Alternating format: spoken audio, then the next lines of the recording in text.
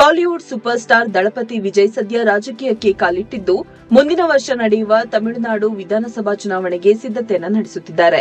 ಈ ಮಧ್ಯೆ ಅವರು ತಮ್ಮ ಕೊನೆಯ ಚಿತ್ರ ಜನನಾಯಕನ್ ಚಿತ್ರೀಕರಣದಲ್ಲಿ ನಿರತರಾಗಿದ್ದಾರೆ.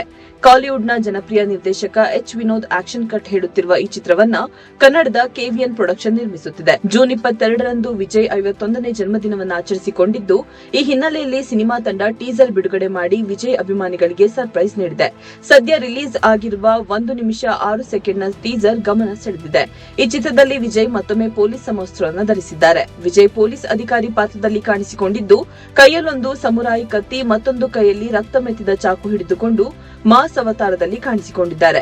ಒಬ್ಬ ನಿಜವಾದ ನಾಯಕ ಅಧಿಕಾರಕ್ಕಾಗಿ ಅಲ್ಲ, ಜನಗಳಿಗಾಗಿ ಎದ್ದು ನಿಂತು ಹೋರಾಡುತ್ತಾನೆ ಎಂಬ ಸಾಲು ಮೂಡಿಬಂದಿದೆ.